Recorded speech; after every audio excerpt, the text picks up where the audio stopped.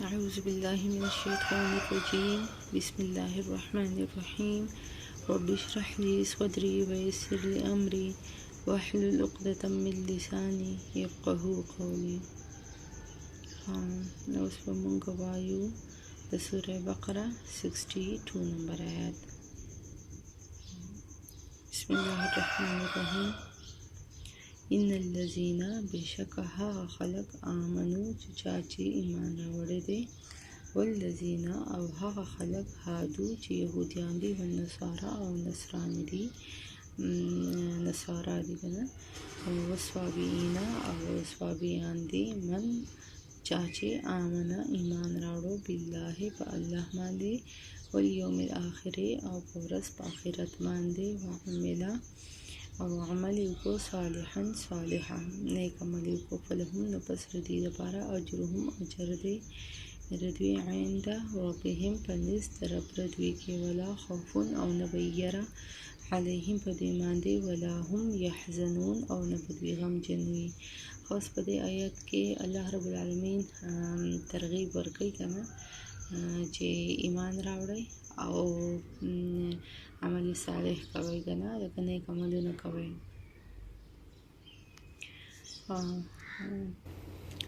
دلته بس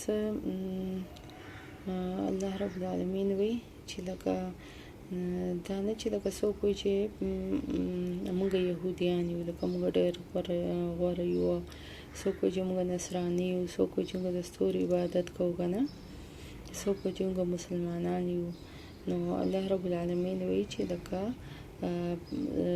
مطلب نوم له هیڅ قسم اعتبار نشته دی، اعتبار کده نه هغه صرف د ایمان او د عمل صالح دی. لکه د چا عمل صحیح کنه نیک عمل په نوم هر څوک وي چې زه مسلمان یم، خو چې عمل صالح نه کړي نو هغه مطلب مسلمانو کې مسلمان نه دی.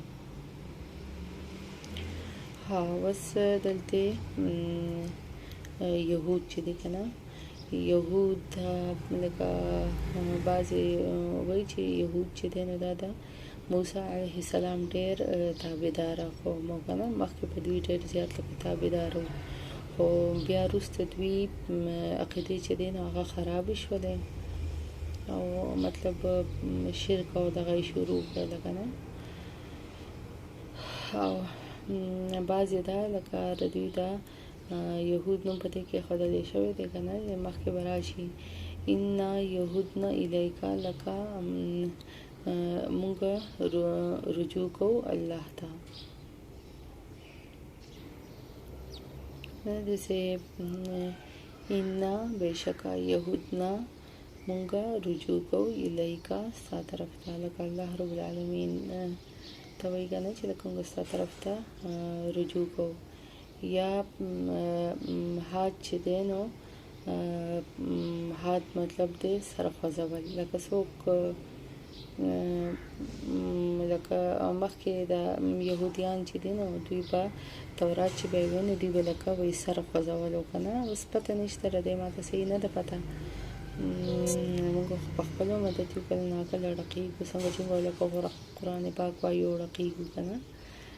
نو الله دې موږ له معافي راکړي که دې کې ګناه وي، نو خدای دې ته موږ دغه کې ټول مسلمانان دې ته واړوي. لکه اکثره خلک تلاوت کوي او ړقېږي. مطلب دا حد چې دی نو سر خوځول دی به ډېر زیات لکه سر خوځولی، نو د دې په وجه باندې د دوی نوم یهود کېښودلی شو. او په بل ځای کې راځي لکه بعضې وایي چې د ابراهیم علیه السلام لکه مخکې خو موږ ووایو که نه، د ابراهیم علیه السلام د ده خو دوه زامن چې وو که نه، اسماعیل علیه السلام او اسحاق علیه السلام. د اسحاق علیه السلام زوی یعقوب علیه السلام که نه، د هغه خو 12 زامن یې وو، په هغې کې د یو نوم چې و نو یهودا و که نه، او بعضې وایي چې یهوذا و. نو بهرحال لکه یهودا و که یهوذا و، خو دا لکه ډېر نسل چې دی نو دا د هغې یهودا د هغې دغه نه دی که نه نسل نه دی. نو په دې وجه باندې لکه دې ته د هغې نسبت کېږي که نه د هغې یهودا نسبت ورته کېږي نو ځکه دوی ته یهودیان وایي. ها او نصارا چې دي که نه نصارا دا د جمع ده د نصراني. دا هغه خلک وو چې دوی به وي چې لکه مونږه لکه د عیسی علیه السلام د مدد دعوه به یې کوله که نه چې مونږ د عیسی علیه السلام مددګار یو. لکه کله چې عیسی علیه السلام دین خپرولو نو عیسی علیه السلام وفرمایل چې لکه څوک به زما مددګاري په دین خپرولو کې. نو قال الحواریون لکه حواریون ووی چې مونږه د الله مددګاری کنه نحنو انصار الله لکه مونږ چې یو نو مونږ د الله مددګاری یو. یا نصرانی نصارا مطلب دا یو د بیت المقدس خواته یو کلی و هلته کې عیسی علیه السلام پیدا شوی و که نه نو د هغې لکه یا د هغې نسبت ورته کېږي هغه و لکه نصارا د دغې کلي نوم و نصیرا نو د دې په وجه باندې لکه بعضې وایي چې د دې نسبت ورته کېږي. ها اوس سوابین کم خلکو دا چې نو دا د په عراق کې به اوسېدله او دوی به لکه لا اله الا الله دا به وي او لکه صرف کلمه به وي نور دوی هیڅ قسم لکه دین یې نه و. او بل دا چې د مشرکان چې وو دوی به لکه مسلمانانو ته به صابین به ورته وي که نه لکه دوی به د یو دین نه چې به بل دین ته واوړېدل نو دوی به ورته وي چې لکه دا صابین دي. یا بعض وایي چې لکه د ابراهیم علیه السلام قوم چې وو نو هغوی به لکه د ستوري عبادت کوو که نه. خو صحیح خبره دا ده چې بس دوی هیڅ دین هم نه و کم صابین چې وو نو دوی هیڅ دین نه و.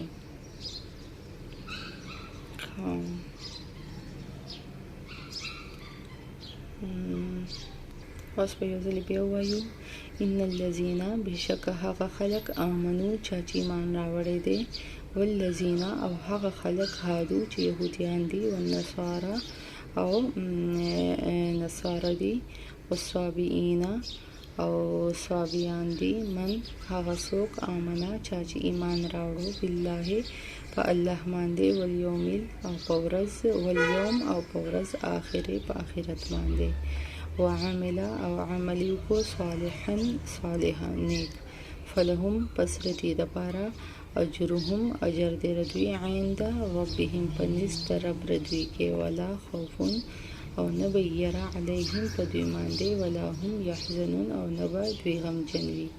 لکه ګوره کم کس چې ایمان راوړي ایمانو کې مؤمن که نه نو خپل لمونځ او دا هر څه زکات روژې دا ټول هر څه یې کړي که نه نو د هغوی په زړه کې هېڅ قسم یره نه وي که نه چې لکه د قبر د عذاب ورسره یره نه وي د ځنګدن د سختۍ ورسره یره نه وي د آخرت د دوزخ د اور د دې یره ورسره نه وي.